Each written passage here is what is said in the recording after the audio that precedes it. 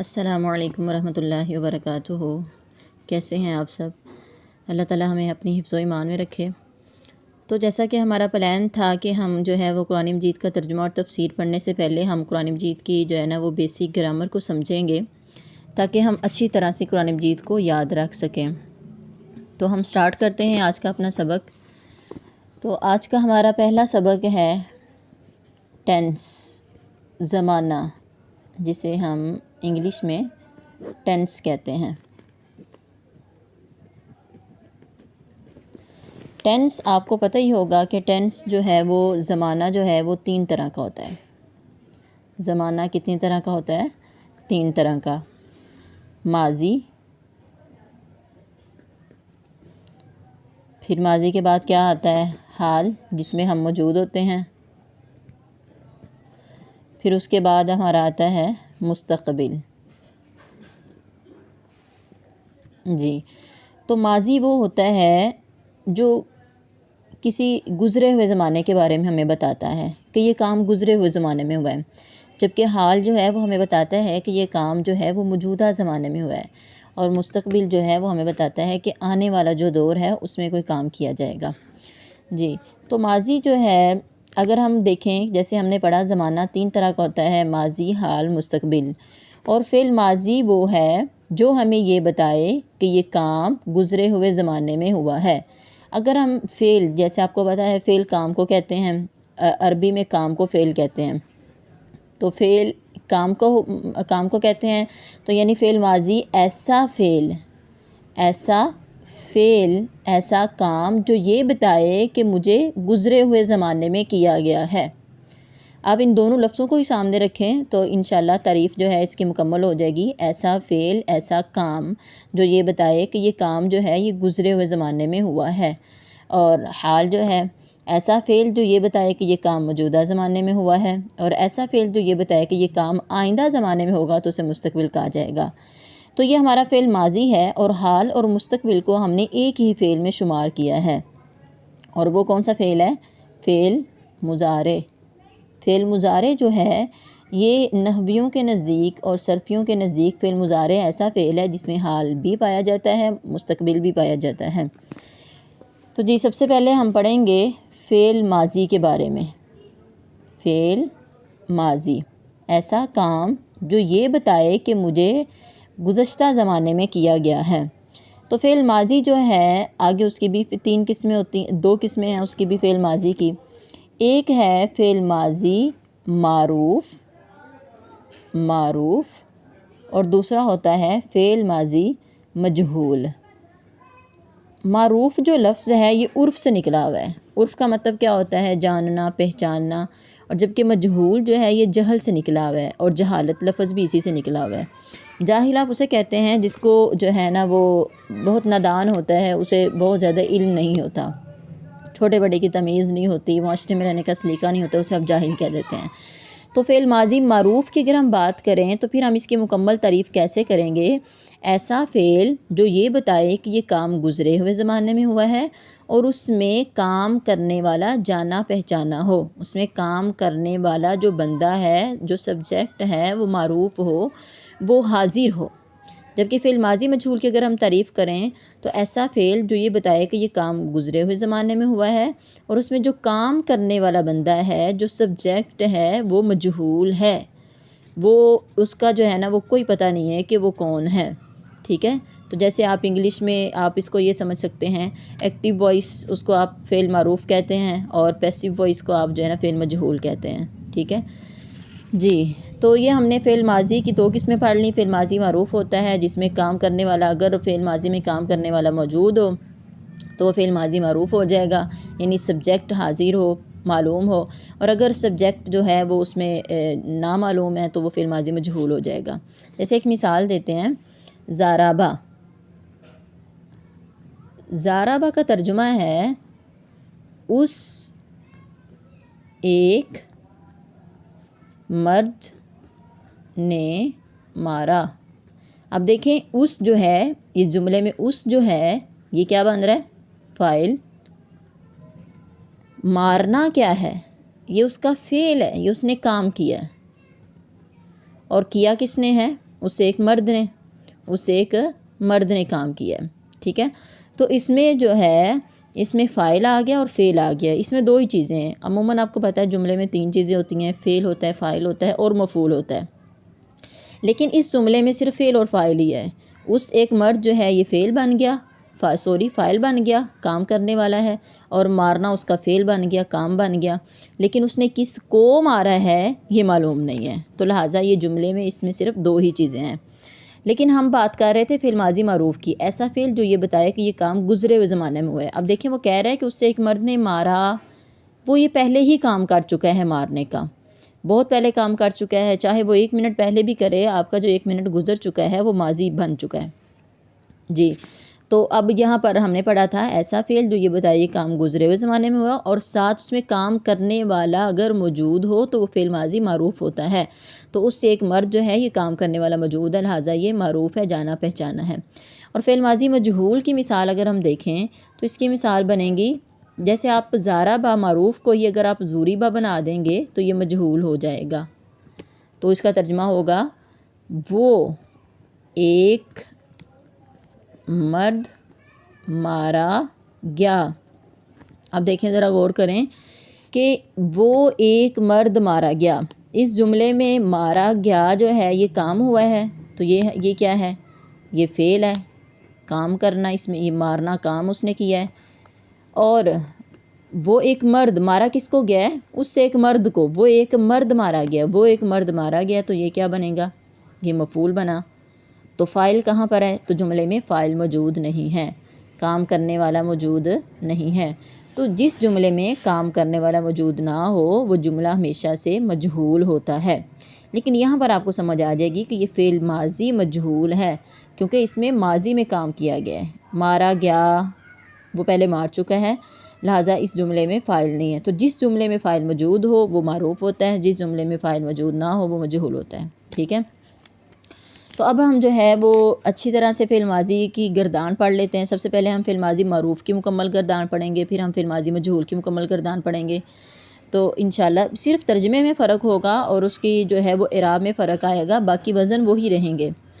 تو اب ہم جو ہے وہ پہلے اس کے غائب کے صیغے پڑھتے ہیں. تو فعل ماضی معروف کے غائب کے جو صیغے ہوتے ہیں وہ 6 ہوتے ہیں. فعل آپ کو پتہ ہے کہ پرسن جو ہے وہ 3 قسم کا ہوتا ہے. یا تو وہ غائب ہوتا ہے جس سے آپ بات کر رہے ہوتے ہیں، یا پھر وہ آپ کے سامنے موجود ہوتا ہے یعنی حاضر ہوتا ہے، یا پھر وہ کوئی تیسرا بندہ ہوتا ہے جو آپ دونوں کے ساتھ 2 آدمیوں کے ساتھ جو ہے نا درمیان میں بات چیت کروا رہا ہوتا ہے.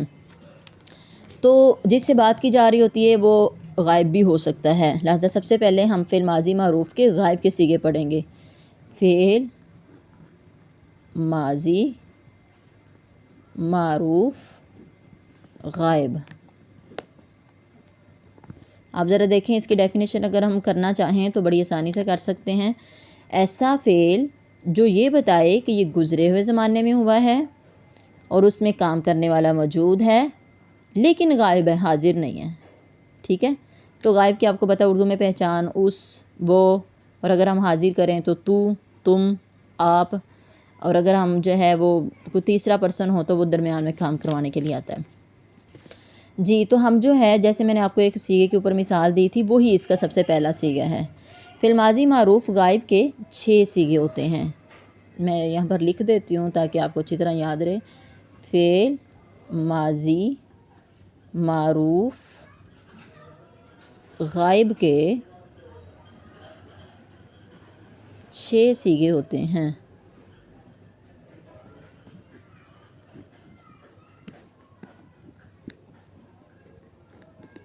جی دوسرا پوائنٹ یہ ہے کہ پہلے 3 صیغے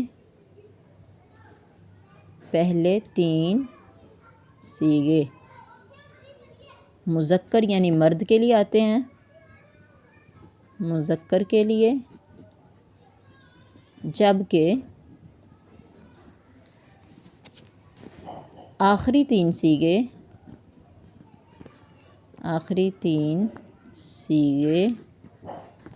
مؤنث کے لیے آتے ہیں یعنی عورتوں کو ظاہر کرنے کے لیے آتے ہیں، مؤنث کے لیے آتے ہیں.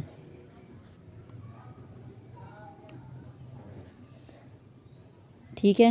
تو ان میں سے بھی جو پہلے مذکر کے 3 سیغے ہوں گے، پہلا جو ہوگا وہ واحد کے لیے ہوگا، دوسرا جو ہوگا وہ 2 مذکر کو ظاہر کرنے کے لیے آئے گا، تیسرا جو ہوگا وہ 3 کو یعنی جمع کے لیے آئے گا۔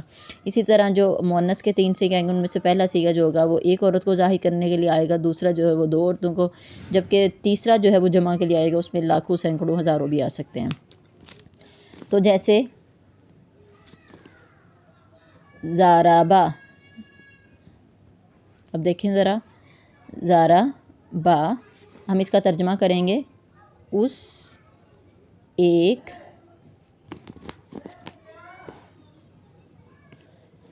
مرد نے مارا، سیغہ کون سا ہے؟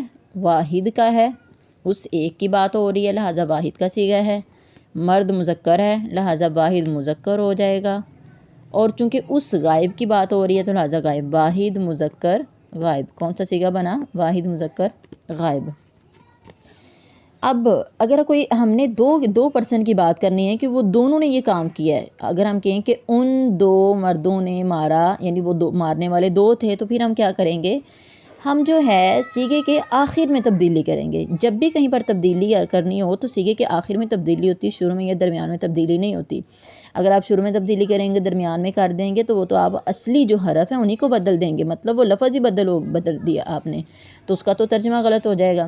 لہٰذا اب ہم نے 2 مردوں کی بات کرنی ہے تو ہم کیا کریں گے؟ آخری جو اس کا حرف ہے نا، اس کے آخر میں تبدیلی کریں گے، تو بنے گا زارا با، یعنی اصل جو اس کا آخری حرف با ہے، اس کے بعد ہم الف لگا دیں گے۔ تو الف جو ہوتا ہے وہ ہمیشہ سے عربی گرامر میں 2 لوگوں کو ظاہر کرنے کے لیے آتا ہے۔ تو پھر ترجمہ کیا ہو جائے گا؟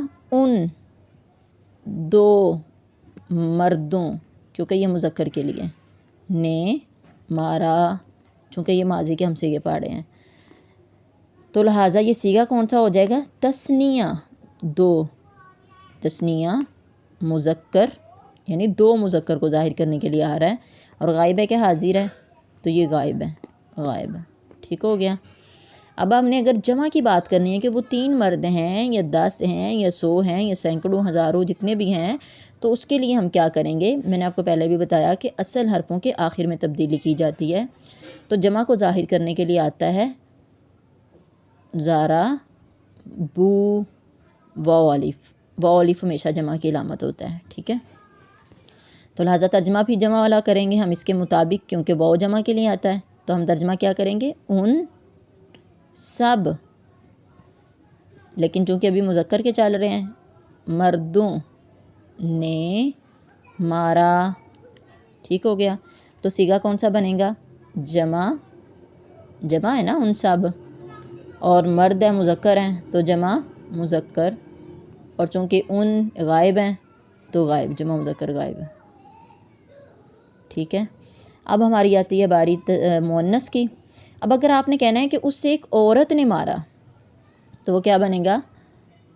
زارا با، میں نے بتایا تھا کہ اصل کے آخر میں تبدیلی کرنی، زارا بت، یہ جو تا ہوتی ہے یہ ہمیشہ مؤنث کی علامت ہوتی ہے، اور تا ساکن اگر ہو تو یہ واحد مؤنث غائب کی علامت ہوتی ہے۔ زارا بت، اس ایک عورت نے مارا، کون سا سیغہ ہوگا؟ سیغہ ہوگا ہمارے پاس واحد، واحد ایک عورت نا، ایک عورت، مؤنث عورت ہے، غائب اس غائب ہے، ٹھیک ہو گیا۔ اب اگر آپ نے بات کرنی ہے ان 2 عورتوں نے مارا، تو میں نے پہلے بھی بتایا تھا کہ آخر میں الف لگا دیں، اصل حرف جو ہوتے ہیں اگر ان کے آخر میں الف لگا دیں تو وہ تثنیہ بن جاتا ہے، میں نے آپ کو زارا با میں بتایا تھا۔ اب یہاں پر کیا کریں گے ہم؟ پھر وہی نہیں کریں گے زارا با، نہیں، اگر ہم اس کو زارا با کر دیں گے تو میں نے آپ کو بتایا یہ جو تا ہوتی ہے یہ مؤنث کی علامت ہوتی ہے، تو لہٰذا ہم اس تا کو باقی رکھیں گے اور تا کے آخر میں الف کا اضافہ کریں گے، تاکہ یہ تا سے ہمیں سمجھ آ جائے کہ یہ مؤنث کا ہے سیغہ، اور اس کا وہ جو الف، صرف الف آئے گا تو وہ مذکر کا سیغہ ہوگا، یہ ان دونوں میں فرق واضح کرنے کے لیے آئے گا۔ زارا بت، زارا بتا، زارا با تا. اب دیکھیں ہم نے اوپر والے واحد مؤنث کے صیغے میں تا لگائی تھی، اسی تا کے آخر میں ہم الف کا اضافہ کریں گے. ضربا تا، تو کیا ترجمہ ہوگا؟ ان دو عورتوں نے مارا. تو کون سا صیغہ بنا ہمارے پاس؟ تثنیہ، چونکہ دو عورتوں کی بات ہو رہی ہے اور عورتوں کی بات ہو رہی ہے تو کیا لکھیں گے؟ مؤنث. اور غائب ہیں کہ حاضر ہیں؟ مؤنث غائب ہیں. ان، اس، وہ، یہ غائب کے لیے آتے ہیں لفظ. اور اب ہمارا رہ گیا جمع کے لیے. تو جمع کے لیے کیا صیغہ آتا ہے؟ ضربنا.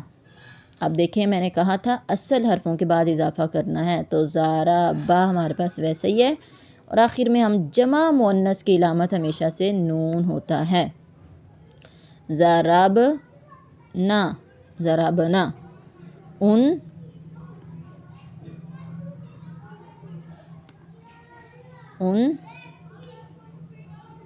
سب عورتوں نے مارا. تو کون سا صیغہ ہے؟ جمع مؤنث، عورتوں کی بات ہو رہی ہے، غائب ہیں ان، تو غائب ہیں. ٹھیک ہے، تو یہ ہمارے پاس جو ہے فعل ماضی معروف غائب کی گردان مکمل ہو چکی. دوبارہ سے بتا دیتی ہوں کہ فعل ماضی معروف غائب کے 6 صیغے ہوتے ہیں. تو سب سے پہلا جو اس کا صیغہ ہے وہ ضربا ہے. اب پہلے صیغے کو ہی مد نظر رکھتے ہوئے آپ نے اس میں کچھ تبدیلیاں کرنی ہیں، تو وہ ہم جو ہے تبدیلیاں جیسے میں نے آپ کو بتائی تھی کہ ایک مرد کی بات کرنی ہے تو وہ ضربا، جیسے اس سے ایک مرد نے مارا. جب آپ نے 2 مردوں کی بات کرنی ہے کہ ان 2 مردوں نے مارا ہے، تو پھر آپ کیا کریں گے؟ اصل جو حرف ہے اس کے آخر میں الف کا اضافہ کر دیں گے، ضربا. اور جب آپ نے جمع کی بات کرنی ہے کہ ان سب مردوں نے مارا، تو ضربو ہو جائے گا، وہ الف جمع کی علامت ہوتا ہے. پھر ضربت، اس ایک عورت نے مارا. جو اصل حرف ہیں ضربا، اس کے آخر میں ہم نے تا لگا دی. تا ہمیشہ سے مؤنث کی علامت رہا ہے، اور لیکن جب ہم اس تا کو ساکن کر دیں گے تو آپ نے یاد رکھنا ہے جب تا ساکن ہو تو وہ واحد مؤنث غائب کی علامت ہوتا ہے. اس ایک عورت نے مارا. ضربتا، ان 2 عورتوں نے مارا. ضربنا، ان سب عورتوں نے مارا. اب دیکھیں اگر یہ والا جو تثنیہ مذکر غائب ہے، اگر وہ بھی ضربا ہوتا اور یہ بھی ضربا ہی ہوتا تو آپ کو پہچان میں بھی مشکل ہو جانا تھا کہ اس میں یہ مردوں کے لیے ہے، تو یہ بھی یہ ترجمہ کرتے ہوئے آپ نے اس کو بھی مردوں کے لیے بنا دینا تھا. ٹھیک ہے، تو لہٰذا ہم نے مؤنث میں اور مذکر میں فرق کرنے کے لیے یہاں پر ہم نے اس کے اصل حرف کے بعد صرف الف کا اضافہ کیا ہے. یہاں پر ہم نے مؤنث میں تا کے ساتھ الف کا اضافہ کیا ہے. تو ضربا ہوگا تو ان 2 مردوں نے مارا، ضربتا ہوگا تو ان 2 عورتوں نے مارا. ٹھیک ہے، تو ایک عربی کی کہاوت مشہور ہے کہ گرامر پڑھنے کے لیے شیر کا دماغ اور کتے کی زبان چاہیے ہوتی ہے. مطلب آپ کو یہاں پر رٹا بھی بہت لگانا پڑتا ہے، اس لیے جو ہے نا کتے کی زبان چاہیے ہوتی ہے، تیز تراز.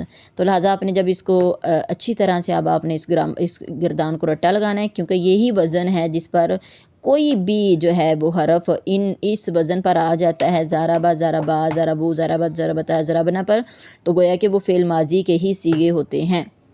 ٹھیک ہے، تو لہٰذا آپ نے اس کو اچھی طرح ایک سانس میں یاد کرنا ہے. ضربا، ضربا، ضربو، ضربت، ضربتا، ضربنا. اور آپ کو فوراً سے پتہ ہونا چاہیے کہ یہ الف کس کی علامت ہے، وہ الف کس کی علامت ہے، تا ساکن کس کی علامت ہے، تا الف تا کس کی علامت ہے، نون کس کی علامت ہے. ٹھیک ہے، تو پھر سے ایک دفعہ آپ کو ریوائز کر دیتی ہوں. ہم نے آج پڑھا زمانے کے بارے میں. زمانہ 3 قسم کا ہوتا ہے، فعل ماضی ہوتا ہے، حال ہوتا ہے، مستقبل ہوتا ہے. تو فعل ماضی وہ ہوتا ہے جو کسی کام کو گزشتہ زمانے میں بیان کرے، اور حال اور مستقبل کے لیے ہمارے پاس فعل مضارع ہوتا ہے. فعل مضارع میں دونوں زمانے آ جاتے ہیں. فعل ماضی کی بھی 2 قسمیں ہوتی ہیں، اور ہر فعل کی 2 قسمیں ہوتی ہیں، صرف فعل ماضی کی نہیں. فعل ماضی کی 2 قسمیں، معروف اور مجہول. جب اس میں کام کرنے والا موجود ہوگا تو وہ معروف ہوگا، جب اس میں کام کرنے والا مجہول ہوگا تو وہ یعنی معلوم نہیں ہوگا تو وہ مجہول ہو جائے گا. تو پھر آگے میں نے آپ کو بتایا کہ فعل ماضی معروف غائب کے 6 صیغے ہوتے ہیں. پہلے 3 جو ہیں وہ مذکر کے لیے آتے ہیں، جیسے ہم نے ضربا، ضربا، ضربو، یہ مذکر کے لیے آتے ہیں. دوسرے 3 جو ہیں وہ مؤنث کے لیے آتے ہیں. ٹھیک ہے، تو اچھی طرح سبق کو یاد کریے گا. تو انشاءاللہ ہم ملیں گے اگلے سبق میں. اللہ حافظ.